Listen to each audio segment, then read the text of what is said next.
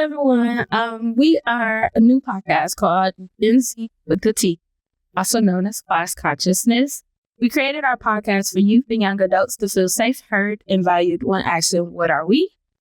Weekly, we have real-world conversation we all need to have in our relationships, ourselves, families, and other loved ones about emotional intelligence and awareness.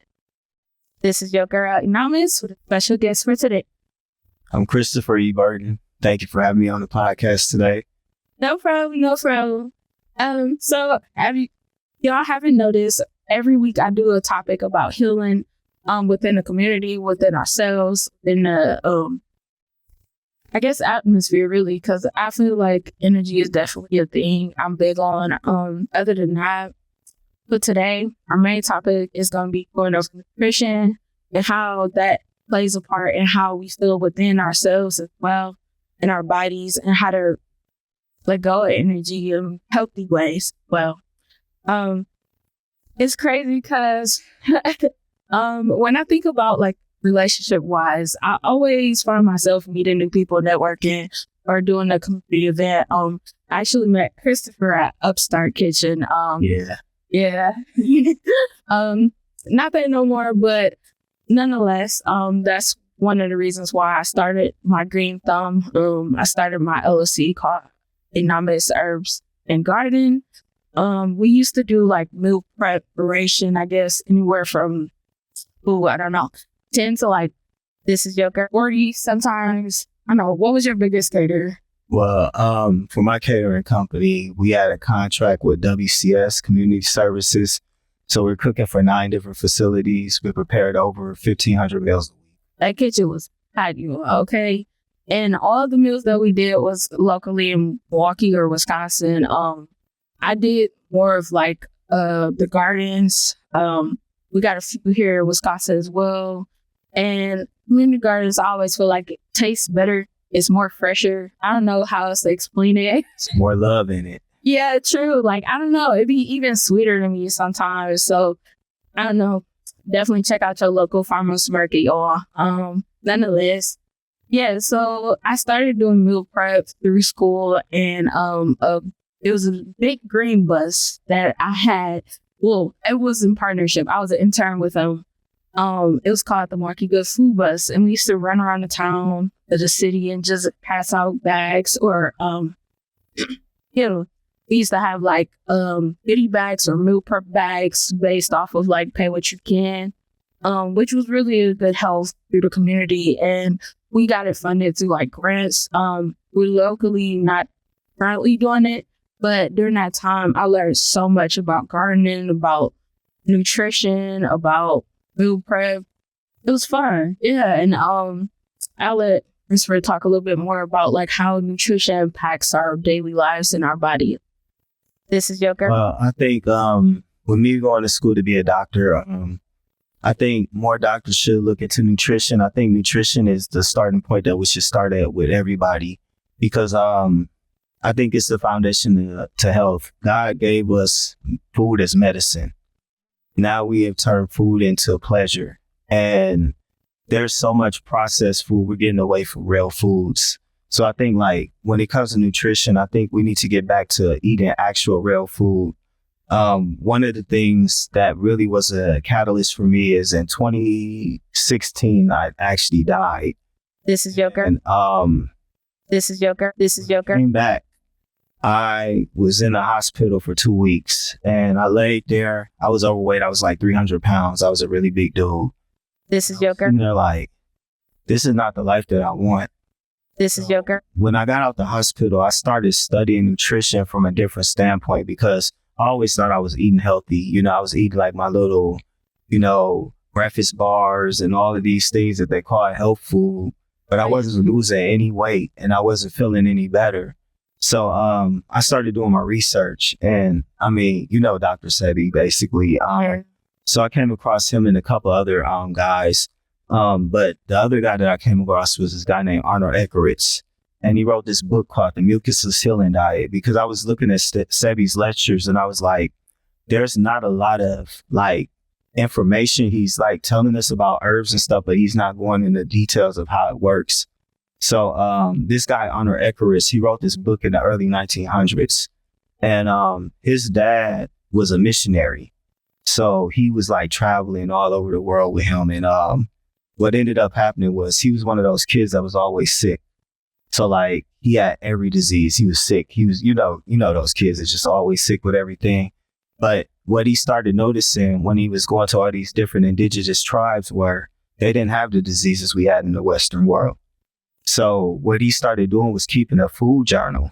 And then he started eating like these indigenous tribes, and he noticed most of his diseases started going away. This is Joker. The power of nutrition coupled with fasting and proper water consumption is like the main catalyst for getting healthy. So I started looking at his work, and I started just researching. So I started trying things here and there.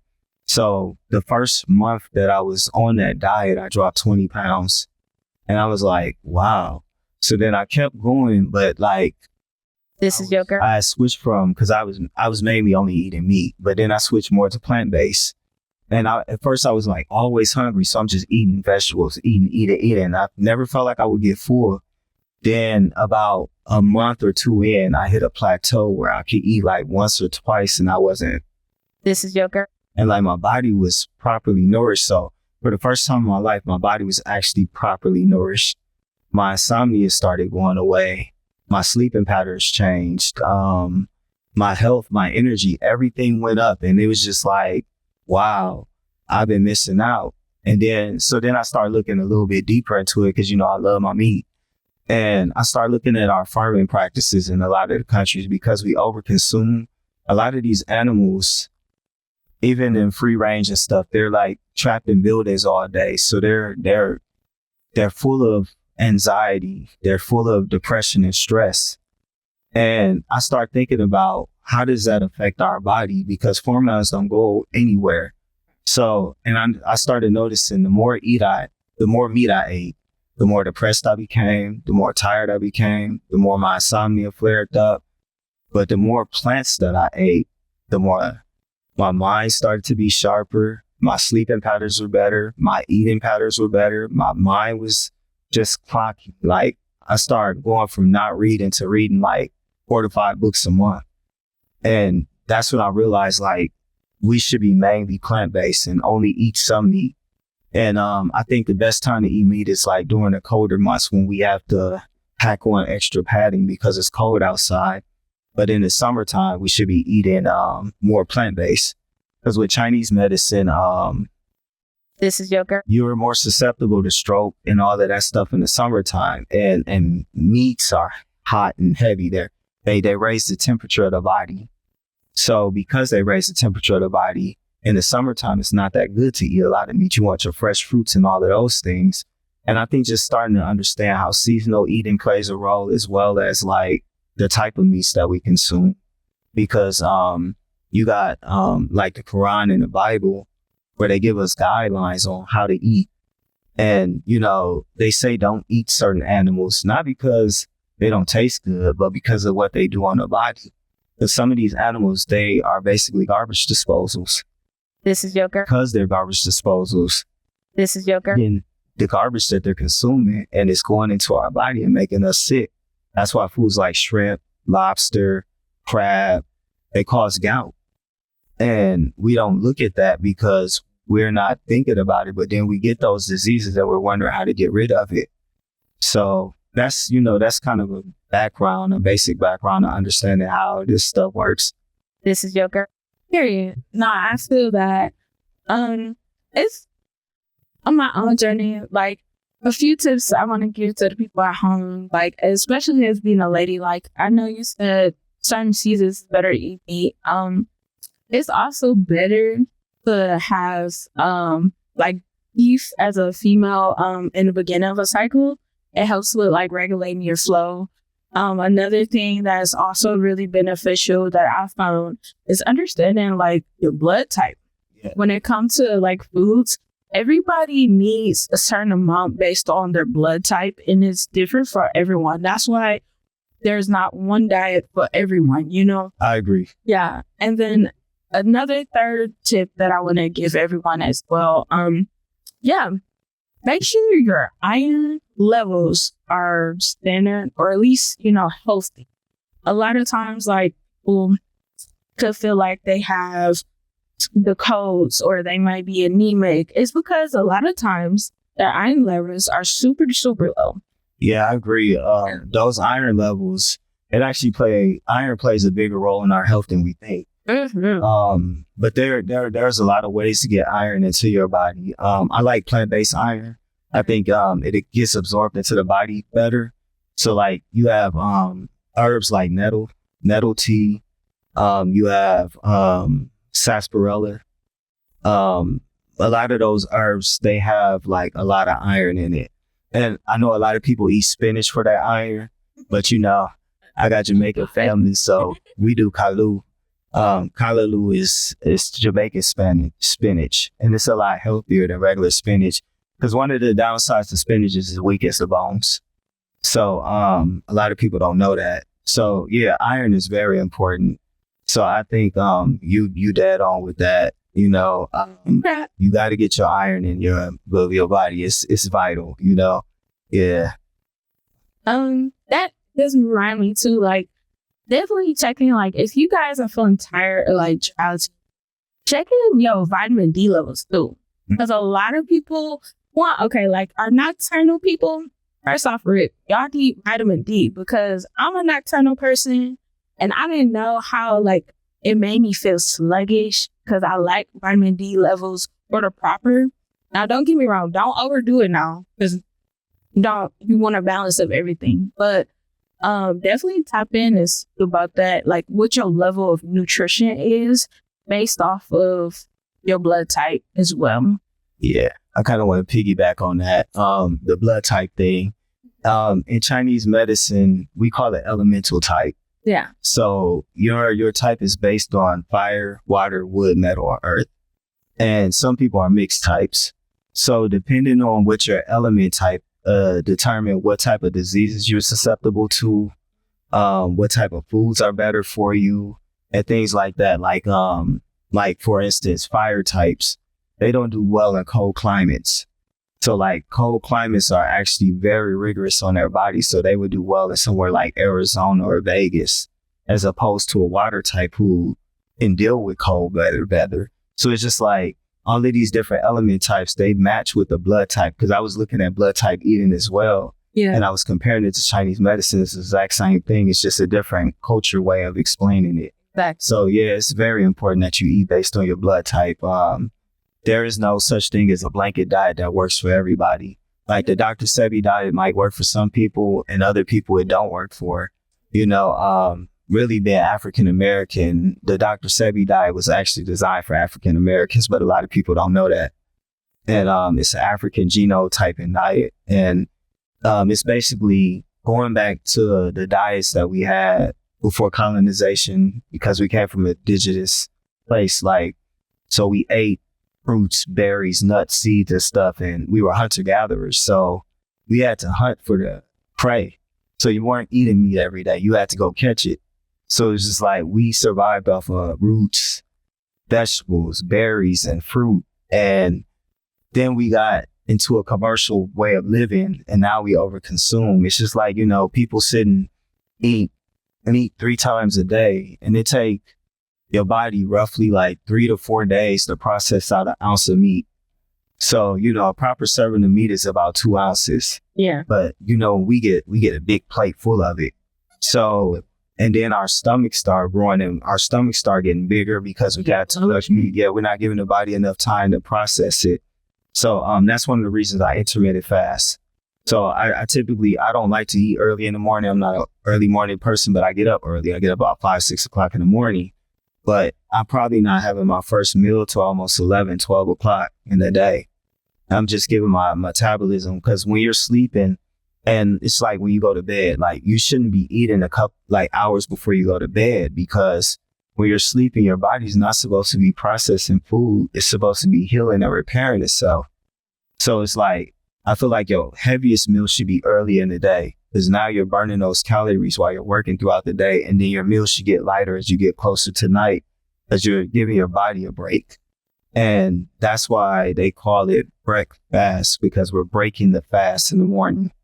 So we want to wait and we want to give our body that time to process those things. So I like to start my morning with like tea, water, things like that. And then I'll start eating something a little bit later, like heavier.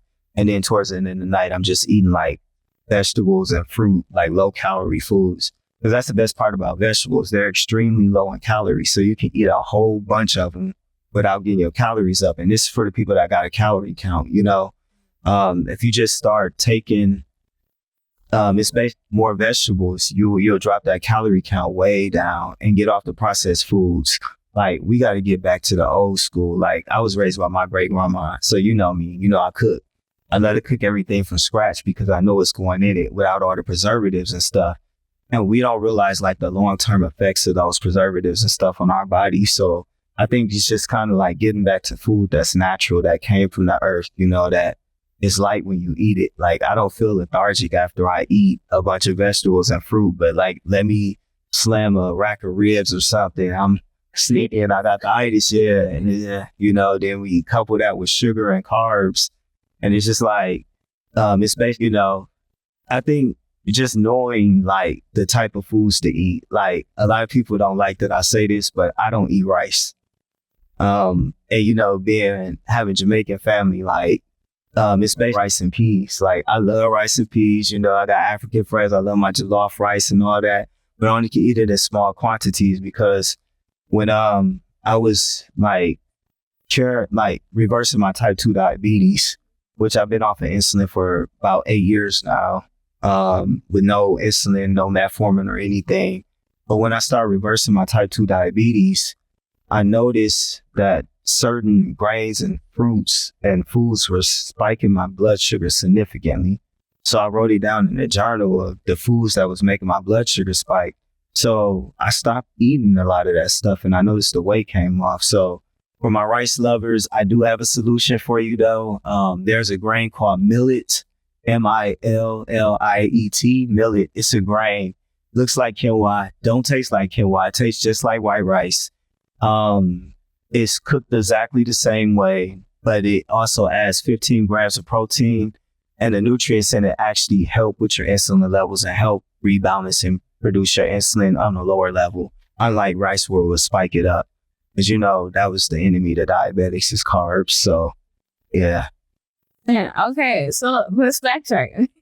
Okay. That information for folks at home. Definitely take notes on, because we talking about healing inner side as well. But one thing I also want to highlight back to the keynote, right? Okay, we in Milwaukee, but we got neighbors in Chicago and LA and so forth. Those with the heavy smokers, a good tea for y'all is melon tea. Mullet. I love mullet. Yeah. Okay. Mullet. Sorry. No, that's okay. Melon tea, it cleans out your lungs and it helps with your bloodstream. So that creates like the circulation for you way better. Definitely gotta do that. Or like if you do the fast, certain herbs, I'll let Chris talk more about that because I'm not certified, but he is certified. Well, I'll piggyback on the mullet. Actually, a lot of my patients that have asthma, I subscribe mullet. Because a lot of them, they like to smoke, you know, some of them 420 friendly for our 420 friendly fans. So you can just go and get the flour and you can roll it right up in there with it. It has a sour taste to it. Like it has a slightly, it's a pleasant sour taste. Yeah. Y'all know like make it as tea too. But yeah, what mullein does is that it helps with the respiratory tract. So it actually cleanses and detoxes the lungs. It'll start to clear out all that excess mucus and all that tar and char that we get in our lungs for smoking, because we weren't meant to smoke. Like smoking is something we weren't meant to do, but we like to do it as people, because our lungs are metal element, and metal does not like fire without water. Because if you think of like a metal pot, if you heat up a pot, once that water gone, that pot start cracking and breaking, and your lungs do the exact same thing. They get dark. Yeah. In the picture. And the way that you can tell, like I smoke my vape, so you can kind of tell I'm a little ashy here. So my skin looks dry. It dries out the skin because in Chinese medicine, the lungs transport moisture to the skin. So when your lungs are dried out, you're not getting proper moisture circulation to your skin and all of that. So we want to keep that water moisturized because your heart is fire. So think of like a fire burning on a pot. That heart is getting hot, and if that metal is not cool with water, because metal creates water by condensation. So if that fire is too hot, the lungs start to crack and deteriorate, and it causes asthma and all these other lung conditions. It causes dry skin and all of that. So we have to make sure that we're keeping our lungs moisturized. So mullein, the fastest way to get into your system is to smoke it, but you can also drink it as a tea, and it will help. You'll start seeing significant improvement if you're consistent with it after about maybe a month. And if you're looking for mullein, my favorite place to buy mullein is Cermak, the grocery store on the south side. It's a Hispanic-owned grocery store. They have a section in there when you walk in. It's full of herbs, and I might butcher the name, but it's like Robobo in Spanish.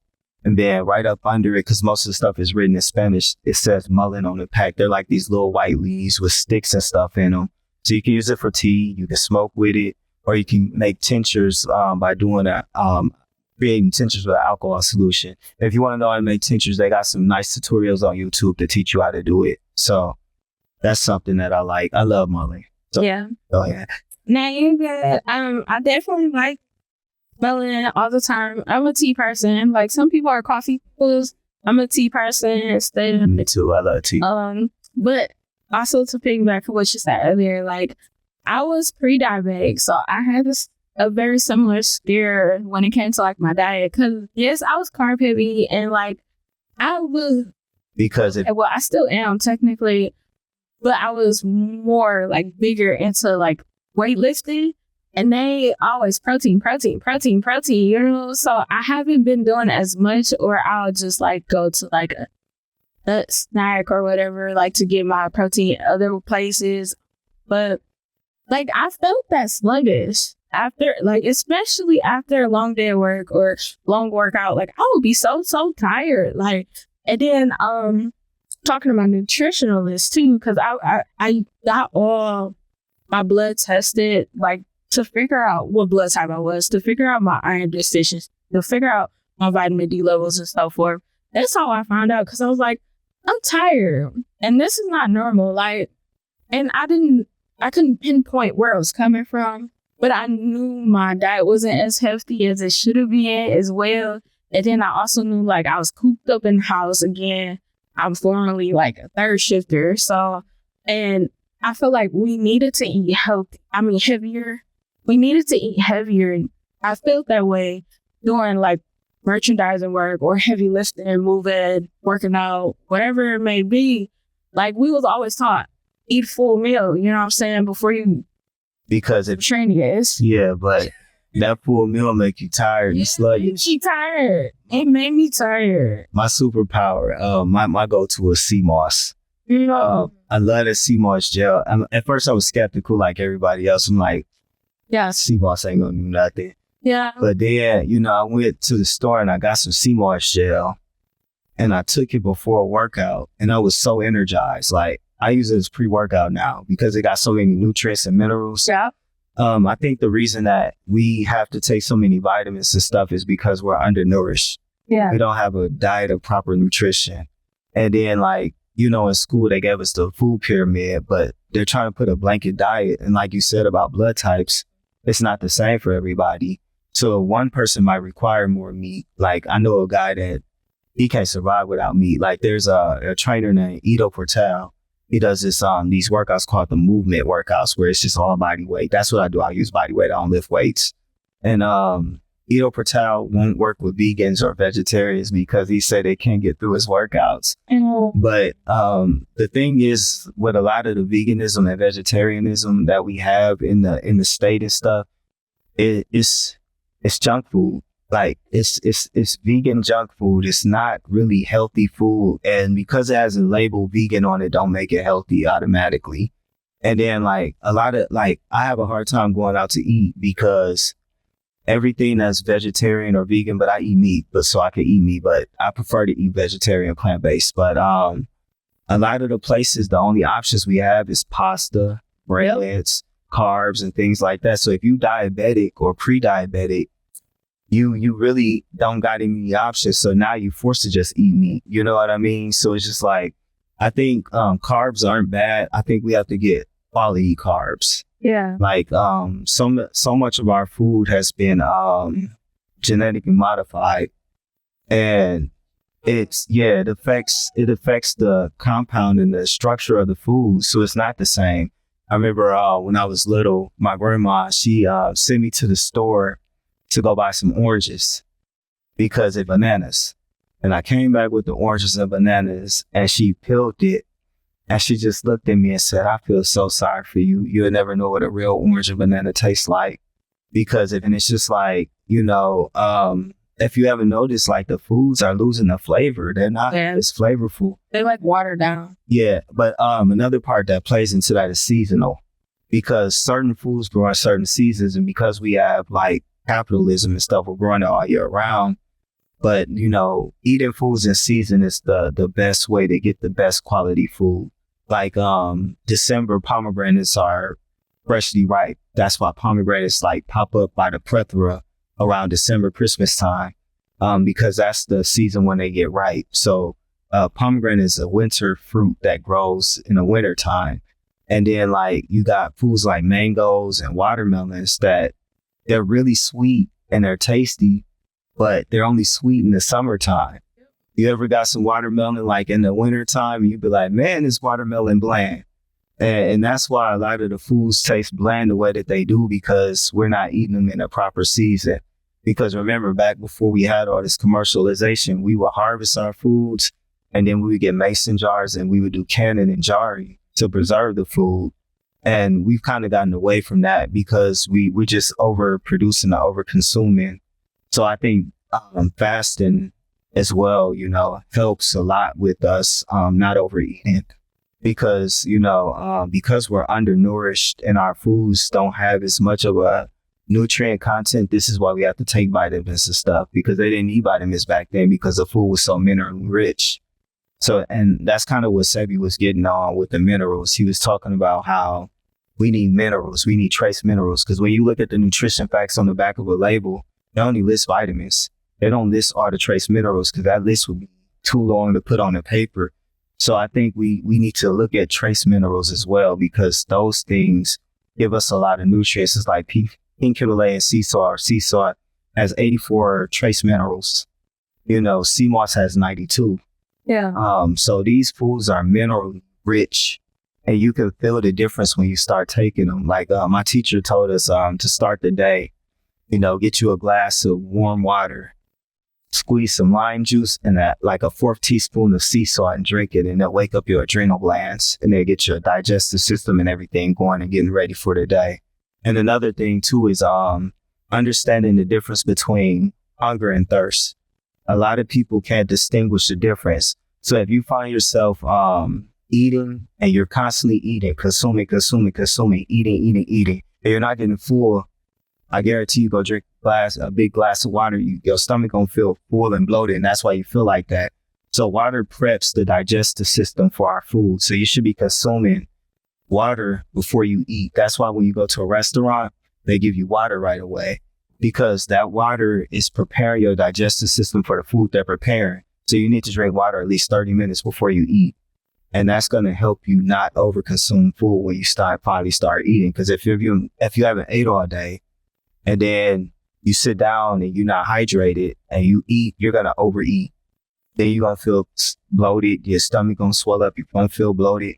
But if you drinking water and you letting your the water prepare your digestive system for eating, you won't eat as much food, because a lot of people can't tell that they're not hungry. They're just really thirsty, because, we're drinking soda, we're drinking coffee, even tea. Like, these are all good, but water is what hydrates you. So it's like, if we overconsume those things like soda, beer, wine, and all that stuff, it dehydrates you, And caffeine. Yeah, it dehydrates you, but water doesn't. And then like Gatorade and stuff like that, that's good. But Gatorade is only for when you're working out.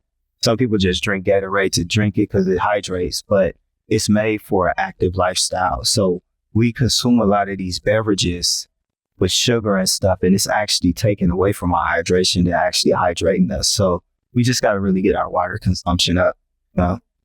Because if that reminds me of like two things. Okay, so the first thing, one of the things my nutrition dad told me, like instead of Gatorade, do like fruit juice or a juicer at home. She told me like watermelon, include watermelon seed, right? yeah, watermelon's great. Yeah, that, apples, and I think it was like oranges or something. And it was like a homemade Gatorade. And I liked it because it kind of tastes like punch or whatever. And I felt so much better. Like I would drink that maybe 10, 15 minutes before my workout. And then I'll feel more hydrated. And back to like that hydration piece. Yeah, I feel like a lot of people don't look at how H2O is actually found in a lot of our fruits. Yeah. Yeah. Watermelon is like one of the best water fruits, like because it village of Africa called Lesotho, Africa. It's in South Africa, sorry. And like because like the trek to the village is so strenuous, they don't have like pools of water on the way. So what they do is they take a bunch of watermelon and they cut it up. Because if you're on a journey, because you're getting not only nutrients and fiber and stuff from water, but you're getting high water content, so it keep you hydrated. You know, I know your nutritionist told you to do juicing. My teacher told us to use smoothies. Yeah. Smoothies are better than juicing because juicing is like he called the equivalent to sugar water. So when you blend your fruits and vegetables up in a blender with water instead, you're maintaining the fruit pulp and the fiber. And that helps with the digestive system because we don't want to shock the body with too much sugar too. You know, we want to have that fiber and all of that stuff helps us digest those things. So we want to make smoothies because that helps us process our digestive system better. Now, don't get me wrong, juicing is fine. Yeah. But smoothies are a better option for you. Because you can nutrition. Yeah. More fit. Speaking of nutrition, to also include for the ladies, sauerkraut is also very good. And it's another one. I forget. Okay, don't confuse. But it's like red, and if you have it's Asian, like because if you talking about kimchi. Yes, kimchi. There we go. I love kimchi. Yeah, that's really good for you as well. You can have some of the benefits of it. Not off the head, but I know it's good for digestive. Yeah. I know it's really good for the digestive system. I think it clears up the skin too, but there's some other things that it do, but I can't think of it off the head. But yeah, kimchi's really good for you, especially for menstruating women. You know, shameless plug, I do reflexology. So if you have menstrual cramps, come see me. I can get rid of your cramps with foot foot pressure point therapy. I can hit pressure points in your foot. Ania, she's had the services and it literally gets rid of your cramps. So there's a lot of things that you guys can do. Also, shameless plug, acupuncturists have the best treatments for menstrual issues.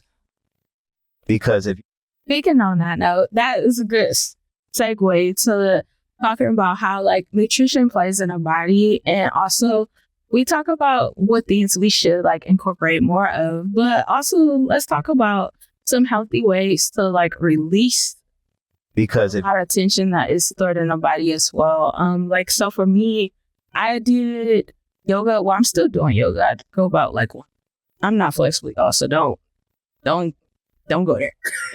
But because it's like I feel when I am doing yoga, whether it's like nature regrounding or whether it's in a sauna, like whatever it may be, I feel like a lot of times, at least for the ladies, and I'm pretty sure for males too, that release a lot of tension, build up stress.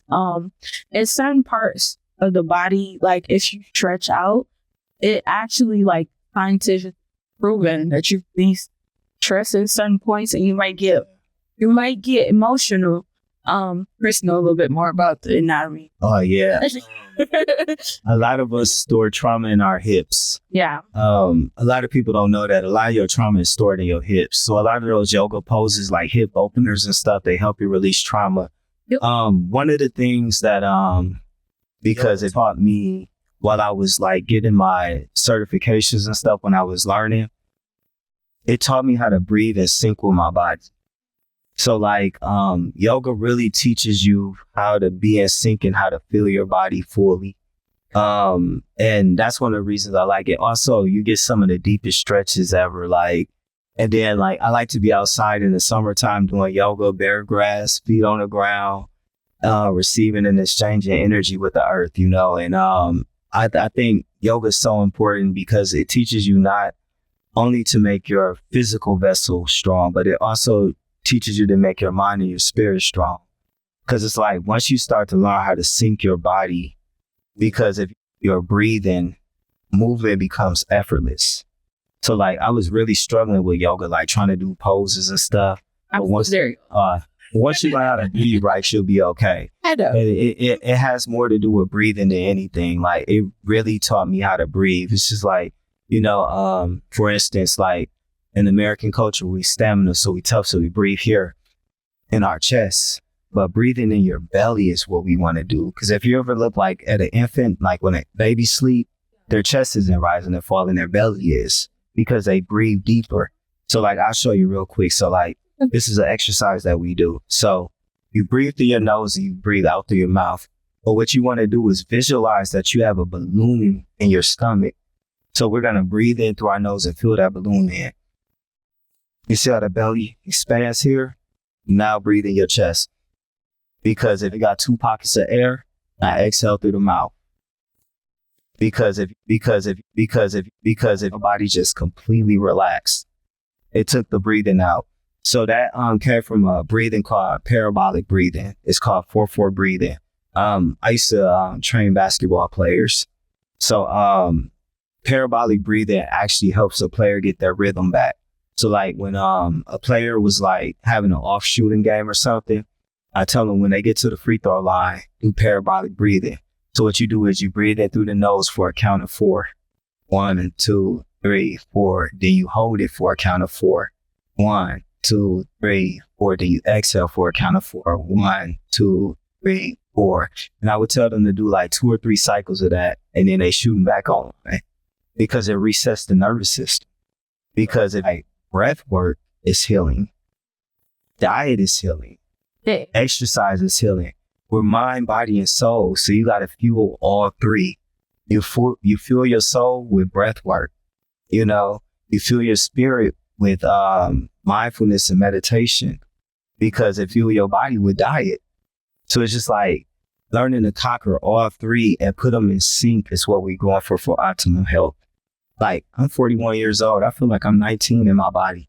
Like, I feel better in my 40s than I did in my 20s, because I was 300 pounds most of my 20-year-old life. And, you know, I was in the military and all of that. And I feel like this guy can kick my military guy self. You know, it is. And the major catalyst was diet. Because when I was training these players, I was eating the trash diets they was eating. And I wasn't losing weight, but these guys getting ripped and cut. Then as soon as I started changing my diet, the fat started melting off so fast, people started spreading rumors that I was sick.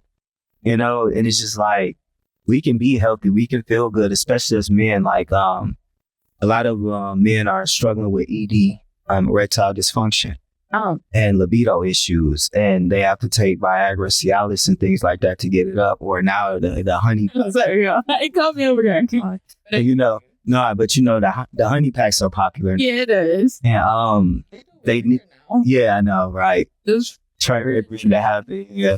But no, but we don't need all that. I guarantee if you replace, because if you eat meat 3 times a week, 1 meal 3 times a week, I guarantee within a month you ain't gonna need that Viagra. You know, and it's just like, you know, but we don't know that because we're taught as men to eat the man diet. And that masculine man diet is actually killing us, you know, and it's hurting our libido. And also, too, if you got low back pain that might be the reason your libido is low too. So we got acupuncture treatments for that too. So yeah, low back pain is related to the low libido. It's crazy. Okay, but since we're on that topic, okay, it's okra water for the lady. And That's there. for men, we got our ginseng. We got our what's that shallot? That black shallot stuff. I mean, you got herbs like tonka ali and stuff like that, and your hambe root and things like and horny goat weed. All of those things work. But don't mind me, I'm learning. But you got to be careful though, because if you got high blood pressure, you can't take those medications because they can cause a heart attack. You know, so I recommend that you get your blood pressure down. A lot of us on blood pressure medication, but there's herbs like hibiscus and I like that. Hawthorn berries. Those help regulate high blood pressure. But I do caution as a herbalist, if you are on any high blood pressure medication, you have to talk to your doctor, because you can't take high blood pressure medication and hawthorn and hibiscus at the same time, because it'll crash your blood sugar. It'll crash your blood pressure. Yeah. So it'll bring it down too low. So what I've been recommending people to do is maybe take a dose of their high blood pressure. Then the next time it's time to take a dose, take the herb. But you don't want to take them both at the same time, because you're resting to crash your blood pressure. So, but yeah, hibiscus and hawthorn are the natural ways to treat high blood pressure. That reminds me too, like a lot of people, at least my grandma, she used to always say garlic. You got high blood pressure, garlic helps. Yeah. Also, what else? It was something. Oh, I don't know. I have a love-hate relationship with it. It's like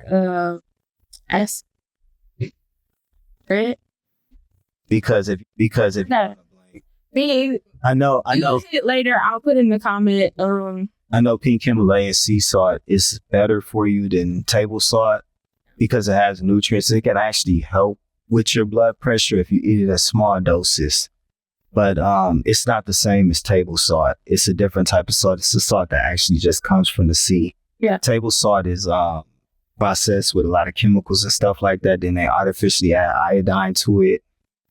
So we want to get healthier salts in our body, because we do need salt, but people with high blood pressure are cautioned not to take salt, because if there have been studies, you can kind of look it up, do your own research. Don't just listen to what I'm saying, but sea salt does help a little bit, but you don't want to overconsume it. And that's for the people that gotta have their salt. So if you got high blood pressure and you gotta have your salt, use a sea salt or a Celtic salt or something like that, because they're a lot healthier than, traditional table salt, but still don't overconsume it. And I recommend too, people with high blood pressure, get into meditation and mindfulness. Like a lot of our body is controlled by our mind. So when we start being mindful and meditating and working on breath work, we reduce a lot of those stressors, because a lot of that stuff comes from stress. Yeah. So when we learn how to de-stress by meditating, praying, fasting, doing all those things, it teaches us to have a strong mind that controls the body, because whatever the mind thinks, the body will follow. So you got to start with reprogramming your mind first. So it's a mindset change that has to take place. And like for me, it wasn't like I wanted to lose weight. Don't get me wrong. I'm 300 pounds, but when I stopped focusing on trying to lose weight and start focusing on being healthy, that's when I started losing the weight. Like it was more so about focusing on a healthy lifestyle. Like I want to be healthy. Don't think about losing weight, because then you added more stress, because you stepping on the scale and you're like, I'm not losing any weight. And then when you're working out, people don't tell you that muscle weigh more than fat. So you might be losing inches, but you're getting heavier because you got muscle mass.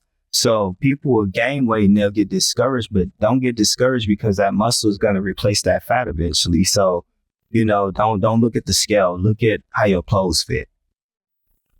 That brings me to one more tip I'm gonna give to you guys before we close out. I don't know if y'all heard, it's been trending, like the Kanye shot. Oh yeah. Those also get like, okay, I'm trying to steer away from all the energy drinks and all of that crap, but the Kanye shots, hit different. And also cinnamon. But you gotta be mindful of what type of cinnamon. Well, Ceylon. You want Saigon cinnamon. Yeah, because the other one don't do nothing for you. And I know people always say, that's cinnamon, blah, blah, blah, blah. Okay, but which one though? Because they really don't be teaching us this type of stuff. Shout out to Honey Bee Sage. She sells cinnamon. So she got the right kind of cinnamon. So go see her.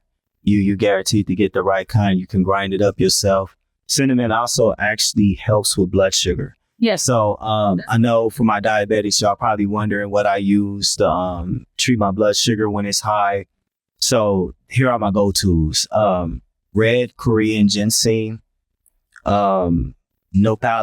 Nopalis is cactus. If you heard of prickly pear, it's the leaf of prickly pear. They sell it on the south side. You can get tacos and stuff made. They got it in jars. It's pickled. Tastes delicious. Tastes just like a jalapeno pepper without all the extra kick to it, the way that they make it. So Nopalis is a good one. Prickly pear, the actual fruit there, that's good for high blood sugar. Cinnamon is great for high blood sugar.